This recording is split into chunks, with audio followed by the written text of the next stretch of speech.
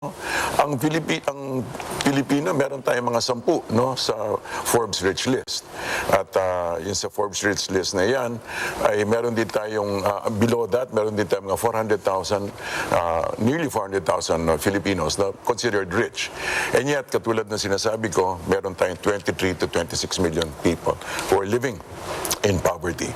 Ngayon, napansin ko rin sa trabaho ko sa DFA, dati ko trabaho sa DFA, na may mga before the pandemic, mga 4 to 5,000 people applying for jobs outside. At napansin ko lang kapag pinag-aaralan ko, karamihan nito ay mga people with low skills. At mukhang doon yata nagigir yung ating economic policies na magpadala ng tao sa labas. Kasi nga naman, it brings in about $30 billion US dollars a year. So, it readily brings in the cash for us to be able to pay off our debts. Based on our, yung government spending, mga 40 to 60% yata pumupunta sa debt payment. So, kailangan talaga ng inflow. In which case, ang nangyayari, instead of really pushing sana yung mga industries, mega industries, parang mukhang, no? If you look at it, mukhang ang naging economic strategy natin is to send out people, have them send money in. But it doesn't cover every need. So, kung titignan kasi natin lately, for example, not lately, but for the past several months, and of course years, nung kausap ko pa yung mga, nagta-town hall pa kami sa DFA, yung mga kausap natin ng mga Pilipino, kadalasan sa kanila, mga karamihan ang nakausap. For some reason or other, kausap namin mga farmers, no? At lagi lang inaangat, sabi, sir, ano ba, paano nyo kami matutulungan, no? Una-una yung pataba, presyo ng pataba, hanggang dyan na, yung presyo ng, because of RCL, Rice Tariffication Law, hanggang dyan lang. So, ang nipis talaga ng kanilang, ang nipis ng kanilang kita. I was talking with a number of farmers just very recently, and sabi nga, ibibenta na nila yung kanilang property. Ang tanong ko, kanina ibibenta, lugi naman kaya? Sabi na, sir, sa mga land developers. So, there seems to be, may medyo asymmetrical yung natin, yung growth natin. May kumikita sa lugi na marami. So, if there's anything that ang plano talaga natin, Shawn, like you asked, is that if you can just make a concrete goal of lifting up this 23 to 26 million people out of poverty and to eradicate yung hunger ng 12.5 million. How do we do that? We do that by making, number one, agriculture a mega industry. I know that in the scheme of things, no, ang baba talaga ng agrikultura. We only spend so much on agriculture. So what we would really like to do is make it a mega industry along with IT, digital, along with education and health. Why? Because these are all part of it. Of course, kaakibat nung sa agriculture is also yung, for example, the domestic tourism. Gusto natin talaga na sumubay sila sa pag-grow ng agriculture. Kasi malaki yan eh. What we intend to do, Cesar, is to build an agricultural ecosystem. Meaning to say, idikit natin sa research and development with the schools, manufacturing, for example, and then also specialized specialized economic zones where na ilalagay natin, let's say, in very strategic places where there is really hunger, incidence of hunger. Mindanao and the Visayas, meron talagang specialized economic zones doon na kung saan we'd like to be able to address and make sure that our hungry Filipinos are addressed and that there'll be more jobs and there'll be more opportunities. Basically, yun. All right, we'll just pause for a short break. At sa susunod na parte ng ating forum, aalamin natin kung ano ang plano ng mga kandidato tungkol sa pagtaas ng presyo ng mga bilihin, matinding kahirapan at kawalan ng trabaho. Abangan natin yan sa pagbabalik ng Comelec KBP-Pilipinas Forum 2022.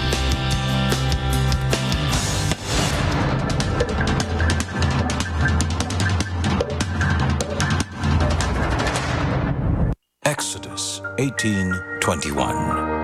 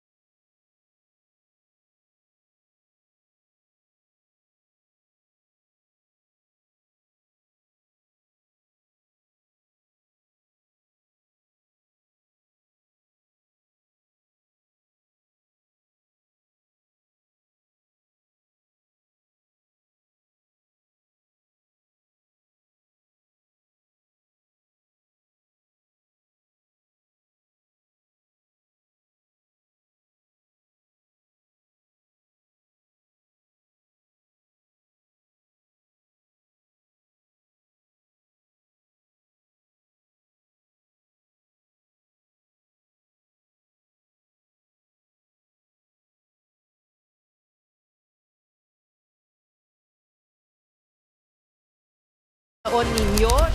Now, the decision is yours. A CNN Philippines special presentation. Full coverage begins at 5 a.m. up until the last vote is counted. The Filipino votes. Election Day 2022. Monday, May 9th. Here on CNN Philippines.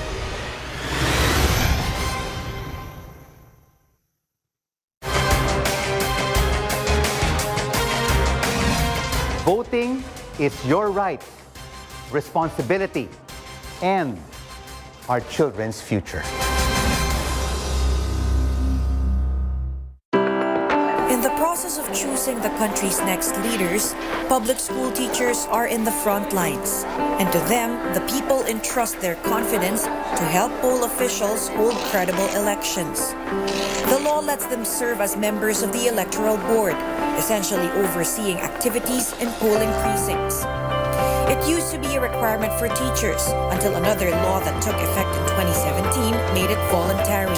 Each clustered precinct has an electoral board with 3 officers, a chairperson, a poll clerk, and a 3rd member.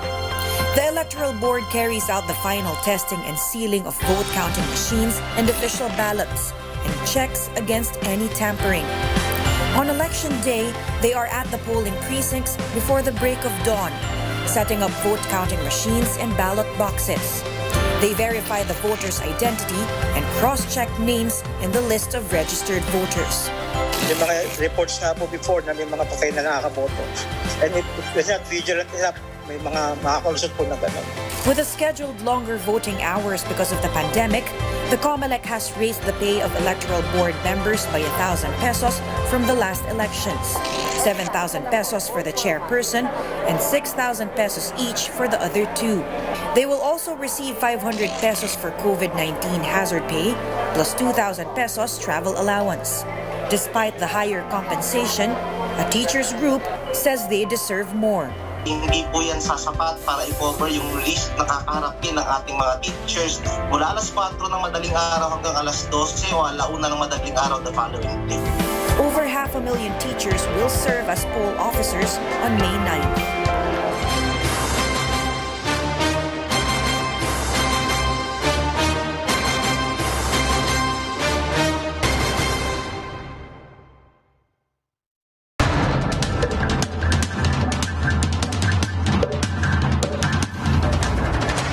Nagbabalik ang Comelec KBP-Pilipinas Forum 2022. Sisimulan natin ang forum na ito sa presyo ng mga bilihin at kahirapan. Ang ating unang tanong ay manggagaling kay Ed Lingao. Ed. Hi sir, good day to you at thank you for joining us today. Sir, ang sabi kasi ng marami, in the end, madidistill mo lahat ng plataforma into bulsa at bilihin. I mean, dikit-dikit naman lahat. Pero sa huli, ano mo mabibili mo at ano makakain mo. Correct. Ngayon po, I know you talked about turning agriculture into a mega industry, but I'd like to ask for particulars and specifics. How do you intend to empower the peso of the ordinary Filipino and to also as well to bring down the prices of basic goods? Yun po, basically ganun po. Anong inyong plano, whether with proposals for the legislature or executive action? Well, among other things talaga, Ed, is it's very important to understand that we have leakage, financial leakages. For example, in terms of corruption, we lose about something like 700 billion pesos to corruption every month. So one of the first things we'd like to do within the first 100 days is to be able to, for example, make sure that corrupt government officials are effectively penalized. I mean, yung talagang effect. I mean, everybody would agree with you on that. All the candidates would agree with you on that. Of course. On the other, how would you do it, sir? But of course, it's a process, and that will have to be done. But it will be done. It should be addressed within the first 100 days. Okay. So yun, isa yan. And then also the other thing is to be able to make sure that we katulad ng yung tawag nito, yung to be able to make sure that within yung mga policies na which need urgent, like for example, making sure that everything that, for example, businesses that are urgent and priority, not projects that are urgent priority, should be, as long as their necessary requirements are given, should be given their, within the first 100 days. Dapat ma-release yung kanilang mga Tsaka the other one is if we can, again, urgently review lahat ng mga pending na hindi na-address ng mga polisiya, mga project, at dapat maantawayan na kagad yan. Maliwanag na ba, Secretary, sa inyo, just in case kayo ang maging Pangulo, ano yung mga immediate executive orders na ilalabas niyo related to bulsa at bilihin? Basically, katulad na sinabi ko, yun. Number one, make sure that ma-review kaagad natin kung ano yung mga polisiya na that need to be reviewed very currently. For example, yung mga projects na among other things, for example, yung mga for example, renewables, everything, the energy, for example, Kuryente, for example, sir, di ba? That's right. If you don't mind, i-direct ako doon. Sir, problema natin na presyo ng kuryente. Right. We're among the highest, if not highest in the region. And that affects everything else. Correct. Yung presyo at yung panggastos mo. So, anything you have in mind for that? Of course, kailangan we need to be able to source our renewables, no? Dapat mabigyan pansin, maantabayanan, and we should have a very clear focus on making sure that we have that yung ating alternatives, so for example, the renewable wind turbine and wind turbine and solar should be given exact attention as soon as possible so that we can address that. And also we're of course a little bit alanganin tayo sa, for example, nuclear because of certain political implications, pero we're open to discussing that. Secretary, again, sa kuryente. Ako ay taga Camarines Sur. 10 hours, 11 hours, 15 hours sa isang araw. 3 beses sa isang linggo. 2 dekada na yan, Secretary. Ano ang pagkakaiba ho ninyo sa pagbibigay ng solusyon dito?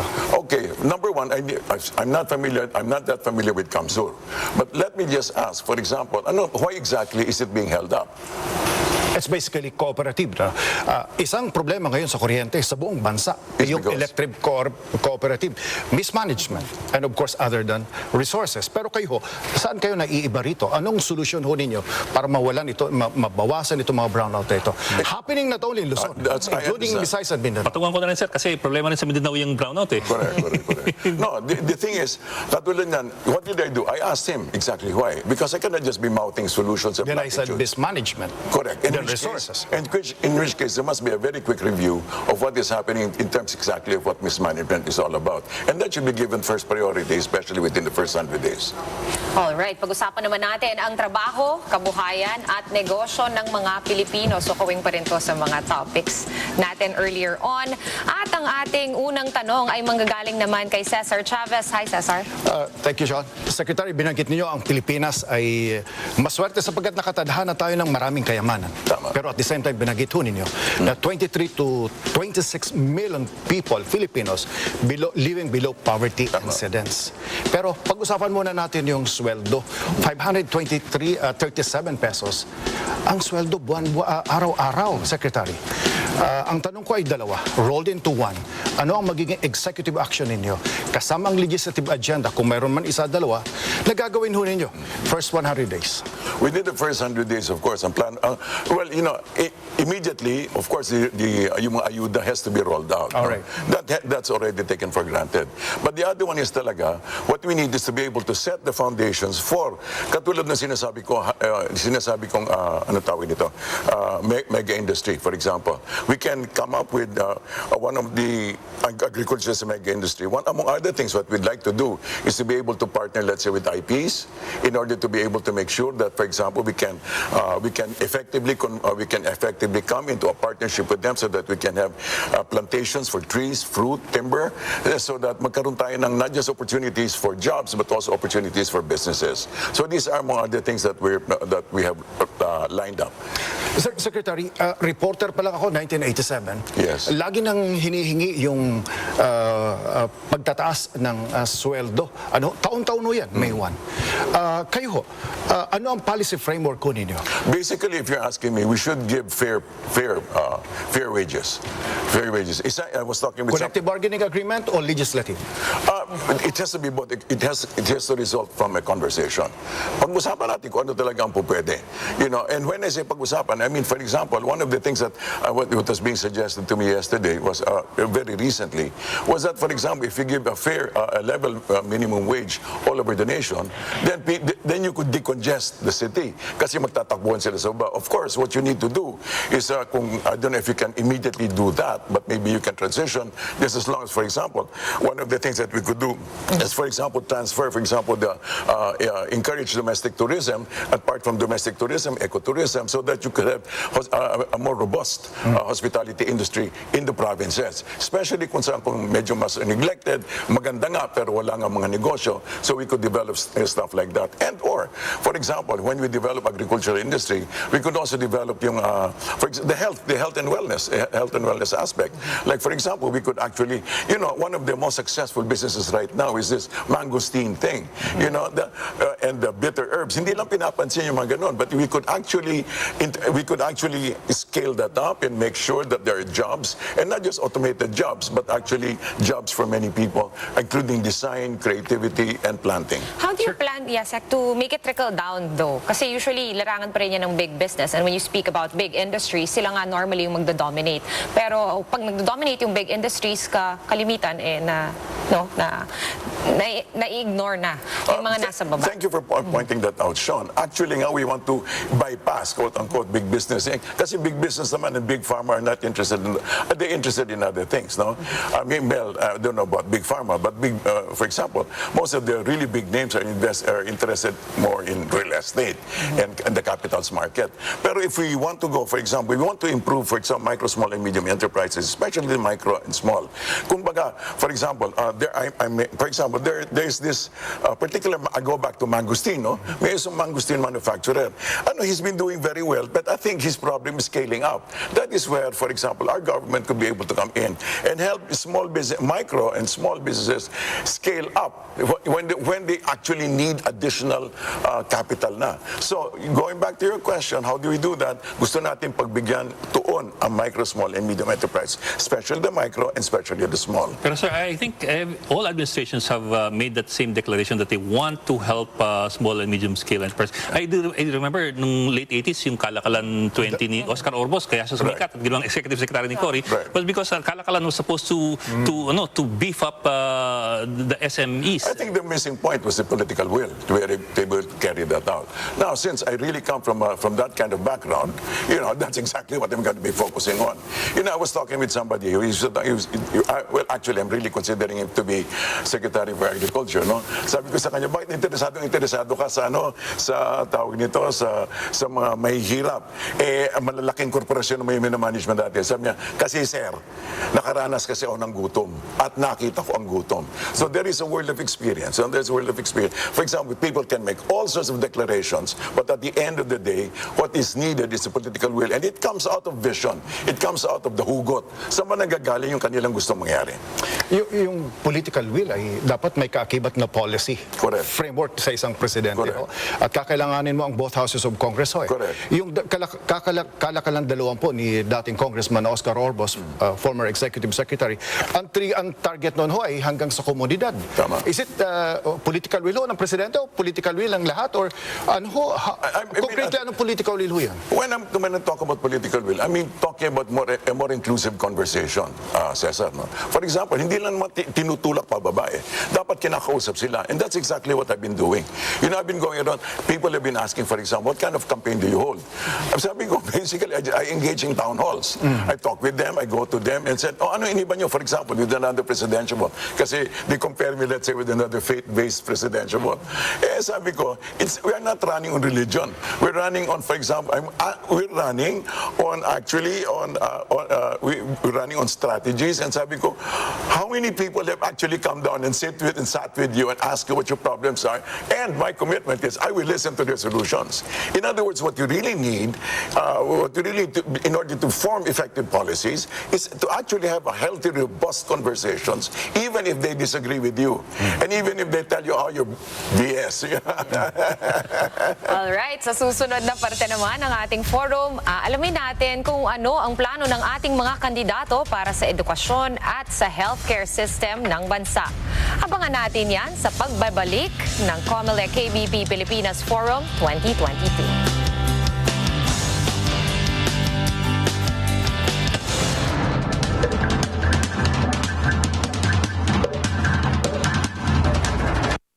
Éxodo, Kabanata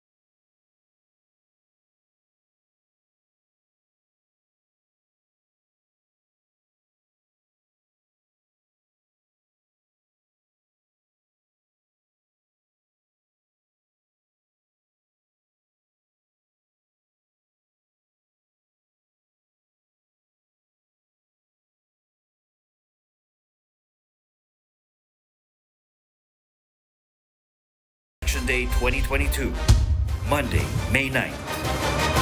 Here on CNN Philippines.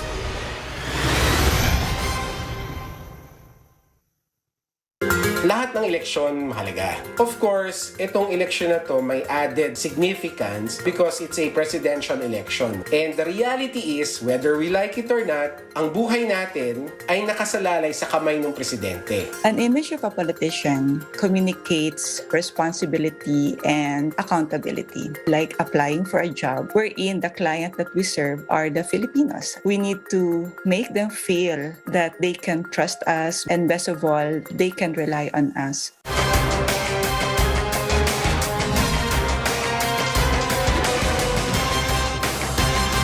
Your vote matters.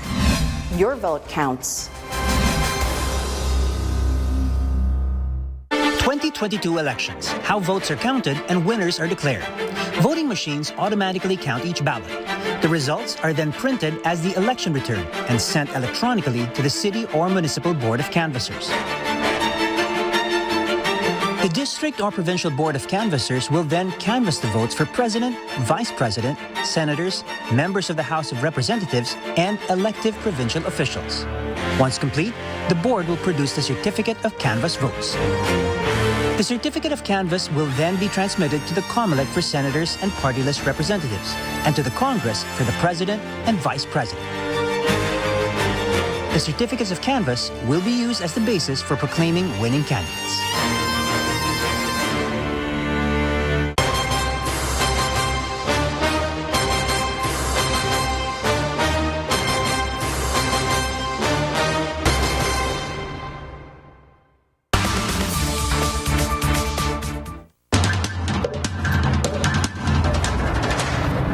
Nagbabalik ang Comelec KBP-Pilipinas Forum 2022.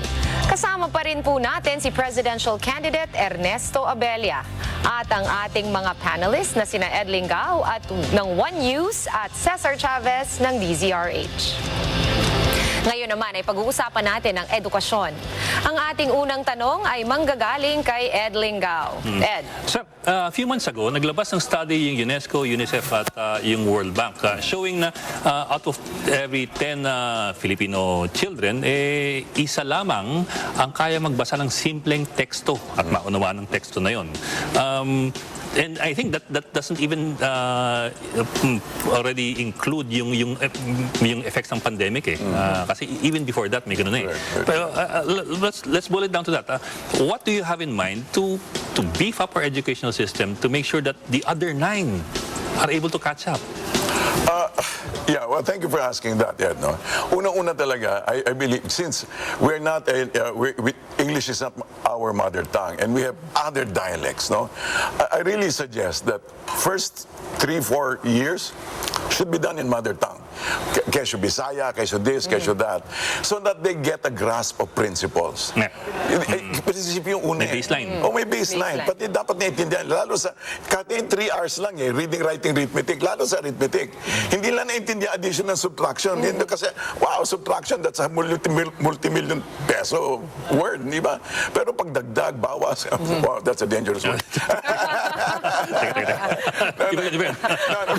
Ano ba yan? Addition, subtraction. Okay, ganun din. But anyway, basically, I think it should be done first and foremost sa mother tongue. Why? Because they need to understand the basic principles. Yung the basic learning principles, yung mga building blocks, importante talaga yan. The other thing, Ed, I believe that it's truly, truly important is to teach values as soon as possible.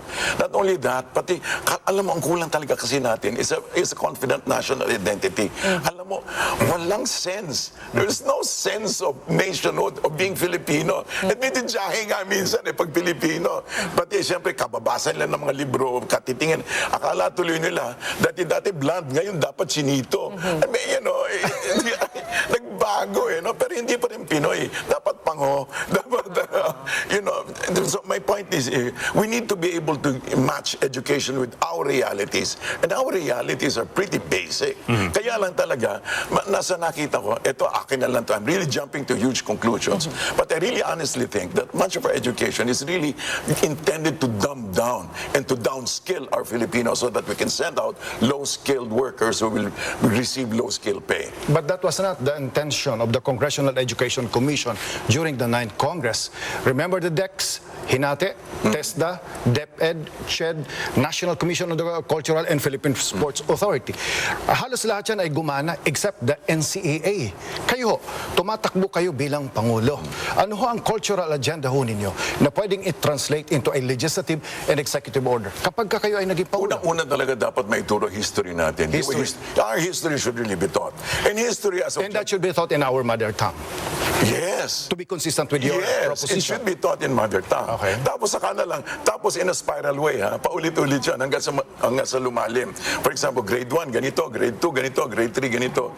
Pero dapat matandaan na, alam ng bata, bakit walang snow dito? Bakit maitim tayo? Bakit hindi, yung mga ganong klase ba na, pati dapat hindi ikihihiya yung mga ganon. Pati, mga ganong klase, kasi nga, babantay, we're so cosmopolitan, we lost our sense of identity. Kailangan maisoli ang pagka-Pilipino. So that cultural identity, cultural values, mahalaga, kasama yan. Sir, balikan ko lang yung sabi niyo kanina na, well, you have a feeling na the whole system is intended to dumb down yung output ng ating educational system. Could you talk more about that, and could you elaborate on your basis for saying that, because that kahit paano is a heavy hit on DepEd. Well, no, not on DepEd. Well, on the system as well. On the system, on general system. Una-una kasi talaga, kung pag-iisipan mo, Filipinos are smart, guys. We know exactly what to do. We know. Ano tayo, piling-pili tayo sa buong mundo. But on the other hand, bakit yung ating mga economic policies tend to, for example, bakit tayo, ang tanong ng ordinaryong tao, how come we import rice? We can grow rice. How come we import fish? We can grow fish. And how come, for example, our people are so smart, how come they don't, for example, sinabi ko, they don't, only one out of 10 goes on to... 1 out of 10 lang ang kayang magbasa ng simpleng teksto. Correct. And so, can you imagine how many go on to high school, to secondary? So, going back, I believe there is, unang-una talaga, we have been, educationally, kasi pwede ma-address yan eh. Educationally, it can be addressed. But I think what has happened is that there is, I'm sensing ko, there is a tendency to make sure that we are not too well-versed in critical thinking, but more geared towards mechanical working. Something more low-skilled. And then, importable ka na. Like, for example, the other thing that's also slowly being killed, it seems by benign neglect, is agriculture. Because the subsidy, say, wag na tayo magkuha ng bigas, ng palay, kasi we can always import, mas mura pa. That seems to be the thinking. In other words, we're becoming part of this global value chain. We're becoming part of this global value chain, and slowly we just fit in. It's like being a frog. We're like a frog being boiled slowly, and wala tayong ginagawa about it. So what I'm saying is, somebody needs to say, hey, this has got to stop, guy. The inconvenient truth. Okay, lipat naman tayo sa usapan ng healthcare at COVID-19 pandemic. Ang ating unang tanong ay manggagaling kay Cesar Chavez. Cesar. Secretary, 53 na mga bansa ang pinag-aralan ng Bloomberg. At lumilitaw na tayo ang pinakapalpak batay sa pag-aaral nila. Pinaka-lowest tayo. Saan tayo nagkamali? At kung kayo ang Pangulo, sapagkat tuloy-tuloy pa rin naman ang pandemyang ito, anong executive order na gusto namin makita mula sa inyo? Una-una, let me put it this way, no. Let's just begin that I will not put it in the terms of palpak. All right. Because what they did was according to their best lights. They acted according to their best lights. But what I would do, for example, I would still do the standard thing. Number one, free mass testing. Free mass testing. As dapat cover dyan. Pangalawa, precision lockdown if and when necessary. And thirdly, ang dapat binibilang, hindi naman COVID cases ang dapat mabilang, adverse reactions and mortality rates. Na kung saan doon na mataas ang kamatayan, hindi doon na pag-aralan. Pero just, because I think we need to be, where are we coming from? Let's learn to live with this. Let's learn to live with the pandemic. Let's learn to live with COVID-19. Let's make, it can be downgraded to disease number 2 typhoid, cholera, and parang cholera lang siya, or dengue. It's there, but we can live with it. Dagdag ako ng konting context. Kaya tayo ay pinakamababa batay sa kanilang pag-aaral dahil maaaring walang playbook within the next 3 months mula noong March 2020, pero inabot tayo ng 2 taon, 1 taon, 2 taon. Naging mabagal ang mga desisyon ng gobyerno. Ano ho yun?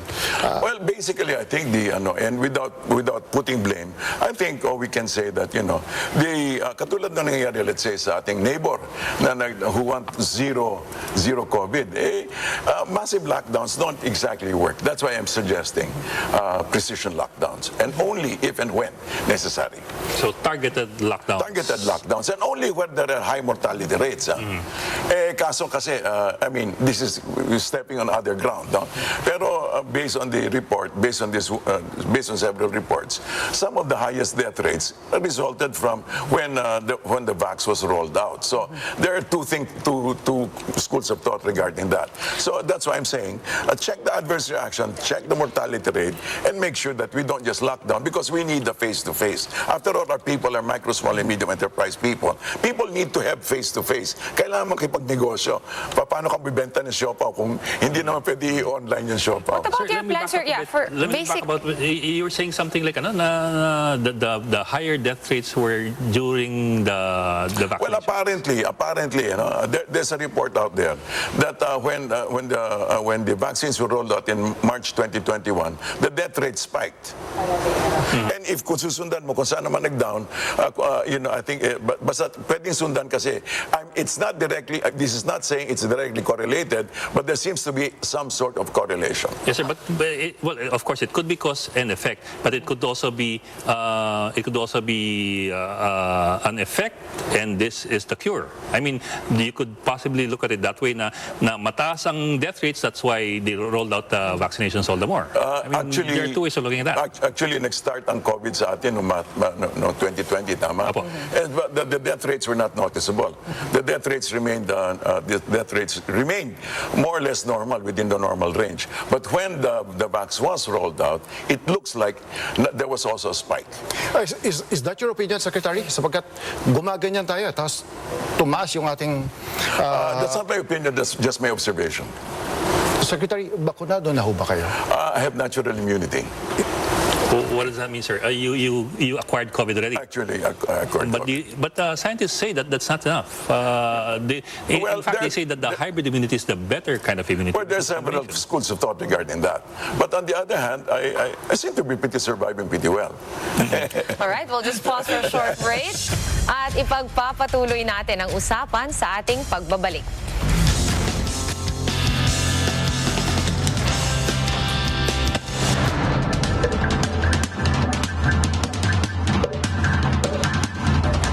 Exodus 18:21. But you choose from the people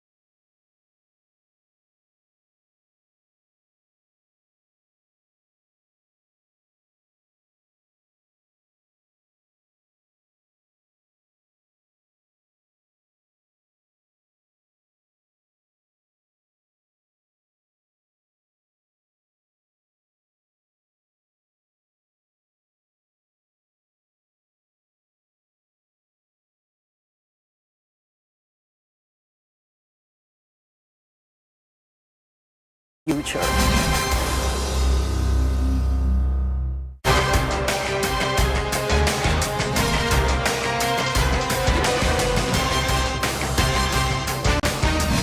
Voting is your right and responsibility. From marketing, research to election campaigns, surveys measure preference, perception, and opinion. Months in the run-up to the elections, social weather stations, or SWS, and Pulse Asia come up with non-commissioned surveys on public preference for possible candidates. We have a sample size of 2,400 for the electoral questions. The field interviewers are fielded out to the different barangays. We use a probability-based sample to compute the error margin. SWS and Pulse Asia both conduct face-to-face and paper and pencil surveys. SWS also holds surveys via cell phones. Newcomer Boses PiliPinas, a university-based polling firm led by the Ateneo School of Government, says going online became the next best option because of the COVID-19 pandemic. The chances of winning the lotto are larger than the chances of being included in a survey. But we do vouch that we conduct these surveys. The Commission on Elections says only candidates and their political parties benefit from surveys. Nangyayari is you create in the voting population the mindset na boboto sila doon sa winnable. All it does is really contribute to the bandwagon effect, which I think we've seen it many times before, is actually detrimental to the quality of elections. But SWS believes voters are hardly influenced by surveys. A poll done in 2016 showed 84% of respondents said election surveys had no impact on them. At every election, some groups call for a ban on surveys close to voting day, a practice done in some countries. While the Commission on Elections had previously warned against the effect of possible errors in surveys to the electoral process, the Supreme Court in 2001 ruled that the conduct of surveys is covered by the constitutional guarantee of free speech, expression, and the press. Survey groups say each voter will eventually seal the fates of candidates. That surveys are just a snapshot of a portion of public opinion. They should make their own decisions, not from the surveys. And they should be discerning really. And when the votes are cast, survey groups also team up with the media on election day to conduct exit polls, asking voters their choices in the ballot. They say this helps to make the process transparent and prevent fraud.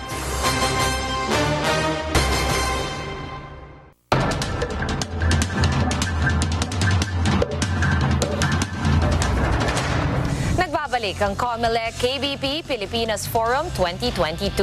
At kasama pa rin po natin si Presidential Candidate Ernesto Abella. Ipagpapatuloy natin ang ating usapan sa healthcare. Ed, may tanong ka. Sir, balikan ko lang yung kanina pag-usapan natin. If you do become president, I'm sorry. well, okay. Pero sir, whatever the case is, if you do step into Malacanang, kasagsagan yun ng programa ng bakunahan ng gobyerno. But on the other hand, the impression I'm getting is that you're not exactly a proponent of vaccinations. Sabi nga ninyo, natural immunity ang inyong inaasahan. So, saan pupunta yung vaccination program ng gobyerno? Will you pursue it? Will it not be as encouraged anymore? And no, well, let's put it this way. Again, let me go back to my four bottom lines. No, una, people's welfare. Secondly, planet, and third, of course, revenue, and then purpose. Unang-una, tinan natin ang epekto sa mga tao. At the end of the day is kasi the issue at hand is whether vaccination. I know it's an old trope, no. Yeah. It's already used true. But, while it is still experimental, the option should be available. Like, it's not yet fully assured. It's not yet fully assured. And the option is? And the option is you can opt out. You can opt not to be vaccinated. Mm-hmm. On the other hand, there are two actually there's only one real vulnerable sector, and that is the adult, and that is the senior people. And they should be cared for. Their immune system should be boosted. And the other thing, of course, regarding healthcare though, and it is stepping one step aside from COVID-19, is to make sure that children within the first 1,000 days of their life should be cared for properly and given proper nutrition. Otherwise, we will have a more stunted population. And by the way, we already have the most stunted population in ASEAN. It used to be Indonesia, but now this is the Philippines. We have the smallest kids, we have the smallest brains, and small brain, small mind, it is almost correlated. That's what I wanted to ask you, no, Sec. Healthcare, even before the pandemic, here in the country was dismal. Access to it is almost impossible. Some people, kahit they can afford naman, it's just not available. How do you plan to bring healthcare out? You mentioned kanina, you wanted to bump up agriculture and domestic tourism. How can we do that when the healthcare system is, sorry to say, like it's very much lacking? And another thing is, kasi di ba, bago ka mag-aral, bago ka makapagtrabaho, kailangan malusog ka. It's very basic. Correct. Now, I totally agree with your malusog idea. And if there's anything at all that we should really take care of, is precisely our youth, no? Make sure that they're properly fed, properly nourished. I mean, I tend to listen to the words of Minu Shafiq, the current head of London School of Economics. Ang lagi sinasabi, dapat alagaan natin ang nasa primary at saka yung senior.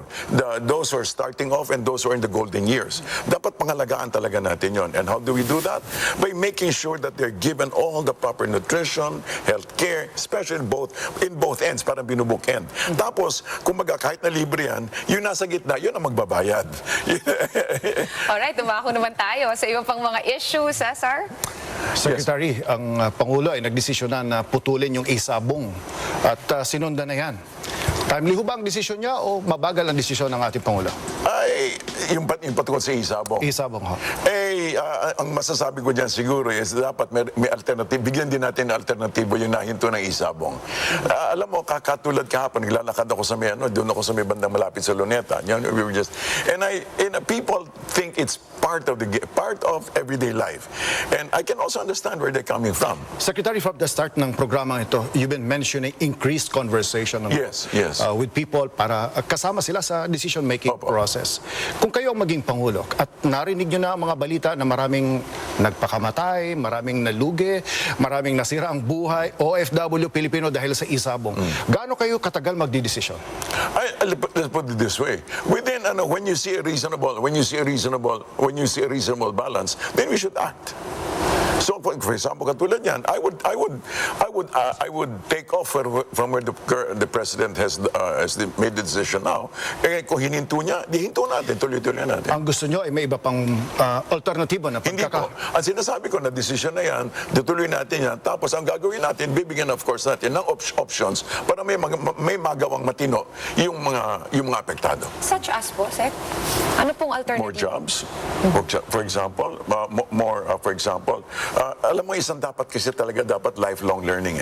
I can understand, I can almost empathize with the people who are doing it. Kung wala ka na talagang makikita sa buhay mo, wala kang option, wala kang alternatibo, then maybe this is yung mga stabs in the dark so that meron kang makita man lang.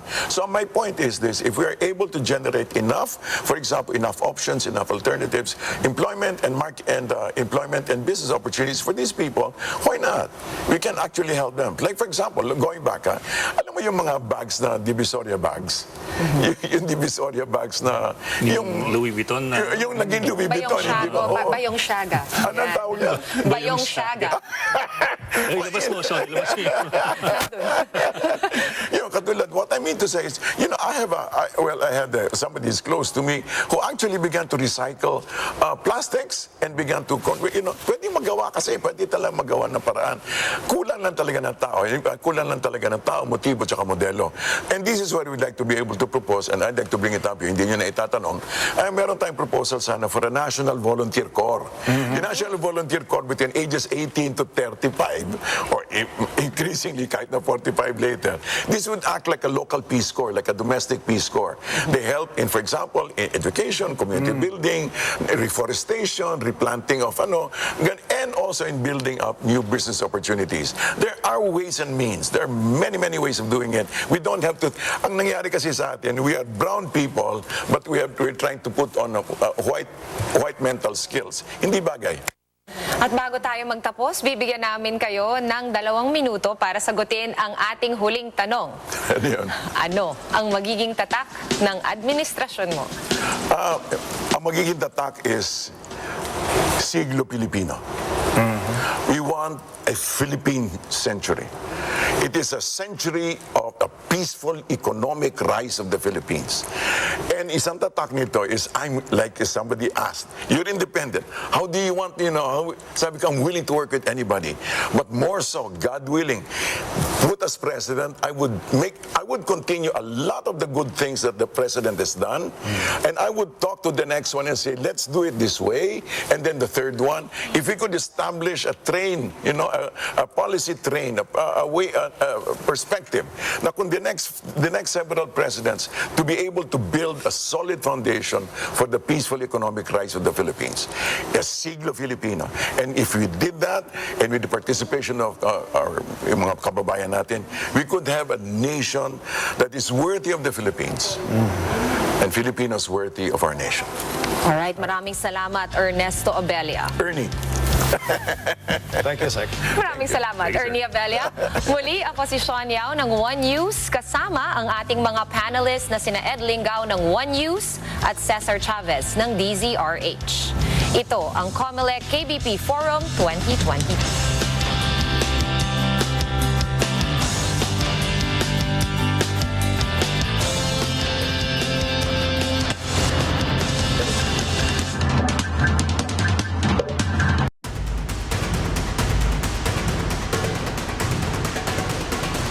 The 4 army men who died in that controversial police operation are now here in Manila. Sanay na raw, no? This is not unusual para sa mga taga dito ang ganitong klaseng sitwasyon. They did not hold it in their traditional protest grounds amid the coronavirus pandemic. David Santos, CNN Philippines.